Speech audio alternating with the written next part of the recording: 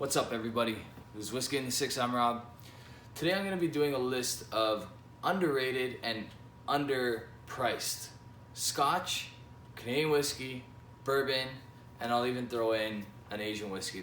So, Scotch in Ontario and pretty much anywhere in the world has become astronomical in price. There are a few things that you can buy at the LCBO and Total Wine in the States, Masters of Malt in the UK, that you can still get great value on. I'm not going to go through the entire list of great valued Scotch. There's going to be a part 2 to this video eventually, maybe even a part 3, 4, and 5. Today I'm just going to do a handful in each category, and hopefully you guys agree, and hopefully it gives you guys some tips on what to buy in the future. So, Scotch. I'm going to start with the Tomatin Legacy. Alright, this is called the Dualcus in the United States only because of issues with the word legacy. It goes for $25 in the US. That's a single malt, alright? Probably around 8 to 10 years old. We don't know because it's a no age statement. But it's bottled at 43%. At $25, it's a steal. And in Ontario, that bottle goes for between $40 and $50. So again, Ontario pricing being astronomical as a whole, a single malt in the $40 to $50 range, that's excellent buy. I'm gonna move on to one that has recently dropped in price in Ontario, and that was to keep it competitive with its 12-year-old brothers and sisters. Highland Park 12-year-old. $70 for a 12-year-old sherried whiskey is a good deal, especially when we're talking Scotch in Ontario. All right, the Macallan double cask is over $100. Andronic 12-year-old has passed this in price range. Pretty much any Scotch 12-year-old you buy is a lot higher in price, or higher than this at least. So for now, I'm gonna say that this is great value. I'm gonna move on to Lagavulin 16. Now, in Ontario, this isn't incredibly priced. It's about $120. But the quality that you're getting out of the Lagavulin 16 beats most whiskey in its price range, and many of the whiskeys above its price range. The Lagavulin 16 goes for $73 Canadian on Masters of Malt. Okay, so that's a lot cheaper than most 16-year-old whiskeys, and worth every penny in quality. For that reason, Lagavulin 16 is definitely underrated in my opinion.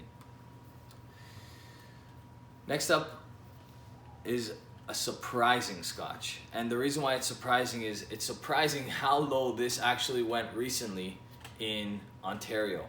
The 2017 Kalila 18-year-old unpeated cask strength is $102 at the LCBO. I made sure I picked up 2 because at that price you cannot go wrong. Alright, $102 for an 18-year-old Scotch, an Islay Scotch, a cask strength Scotch. That's great value in my opinion. Last in this category, because I don't want to be too long-winded today, there's many Glengoynes that are well priced, there's many Deanstons that are well priced, there are many Bunnahabhans and other stuff out there that's well priced, especially in the United States and in the province of Alberta. I wanted to go to a whiskey that, even at its Ontario price, is worth every single penny. And I'm talking about the Balblair 1990, all right? This was my whiskey of the year in 2017. You can still pick it up for $160 in Nova Scotia. In the UK, it's about 80 pounds, all right? And that's a 25-year-old Scotch, okay? This is gonna be changed to a 1991 very soon. So jump on it, buy as many as you can. It is fantastic stuff. I have a backup bottle. I'll probably buy a second backup bottle just to have over the next few years and drink slowly. Fantastic whiskey, 25 years old, sherry casks, beautiful stuff. Pick it up. I'm gonna move on to bourbon. There's a little bit less on this list because as many of you know, bourbon in North America is very reasonably priced as a whole. Here are some of the gems that I find that you can pick up in Canada or the United States. All right, so I'm gonna start with Larceny. Larceny is $50 in Ontario, so that sounds a little bit high, but you're getting a wheated bourbon that's absolutely fantastic. It's smooth, it checks all the boxes that you're looking for in a bourbon. And in the United States, get this, it's $27. All right, so $27 wheated bourbon, I think that deserves to be on the list. Next up is the Evan Williams Bottled in Bond. Now this is an absolute steal in my opinion for Ontario pricing. We're used to paying a little bit more for our whiskey, so when you can get a 50% bourbon that has to be at least 4 years old in Ontario, that's a great deal at $37. Okay, $37 Canadian.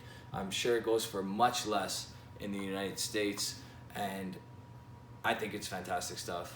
I'm definitely gonna load my bar with it. It's readily available, not that hard to get, and it deserves to be on the list. Wild Turkey 101, and while we're talking Wild Turkey, I'm gonna throw in the rare breed as well. The 101, again, it's a bourbon that you can pick up for under $40 that's over 50% ABV. That's unheard of in Ontario. And for that reason, that has to be there. I'm gonna finish this category with the Weller 12. Now, Weller 12 has astronomical secondary prices. We all know this. But if you can buy that retail, which is pretty available in Ontario every once in a while, at least twice a year it pops up on shelf, and always at around the $45 to $47 mark. If you can pick it up at that price, you're laughing. It's a great bourbon, it's 12 years old, it's an absolute steal. I would mention the Elijah Craig 12-year-old as well, but that is no longer available in Ontario, and it has become scarce all across North America. There are a few locations that still have it at a very reasonable price, so if you can pick it up, I highly recommend you do so. We're moving to Canadian. Now, Canadian whiskey as a whole is pretty well priced, and I'm gonna tell you why. We got the Lot 40, 43%, it's 100% rye, that goes for $40. Okay, in Ontario, that's a great price. We got a whiskey called 90. It's 20 years old. It is $58.15. I don't think that there's anywhere else in the world that you can find a 20-year-old whiskey for less than $60. For the simple reason that it's under $60 and it's really, really good stuff. It has to be on the list. Now, in 2017, Wiser's or Corby Distilleries came out with the Northern Border Collection. The Northern Border Collection consisted of Lot 40 12-year-old cask strength, a Gooderum that's 17 years old, a Pike Creek that is 21-year-old, and a Wiser's 35-year-old. Now, the Wiser's 35-year-old was priced at $165. The Pike Creek, the Gooderum, and the Lot 40 were all under $100. It was highly valued. A lot of people really appreciated it, but for under $100 to buy a 21-year-old, a 17-year-old, for under $200 to buy a 35-year-old, they definitely belong on the list. Lastly in this category is the Canadian Club 40-year-old. This is excellent whiskey. It's bottled at 45%. The CC40 was untampered with. It had no added color. They didn't play around with the 9% rule.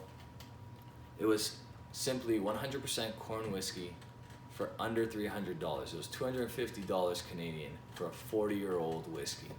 I don't think there's a place in the world where you can find a 40-year-old whiskey for under $300.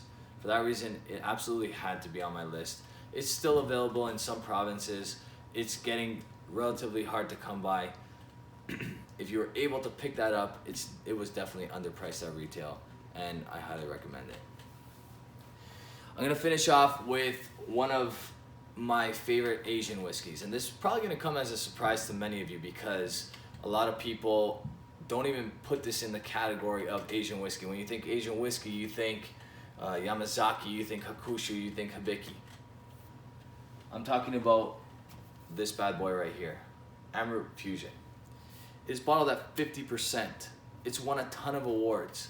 it is still incredibly underrated. It is one of the tastiest Asian whiskeys I've ever tried. It's bold, it's got a ton of flavor, and it's got a nice punch at 50%, underpriced at less than $80. You can pick it up for around that in the US as well. I think a lot less in the UK. So for under $80 in Ontario, there's not too much whiskey you can buy that tastes better than this one. And for that reason, it has to be on my list. I'm very curious, what do you guys have on your list? There's gonna be many more of my underrated and underpriced whiskey videos to come. I just thought as an entry, this would be a good list. Let me know what you guys think. You guys can follow me on Instagram, Twitter, Facebook. You can also check me out on Patreon. Cheers, guys.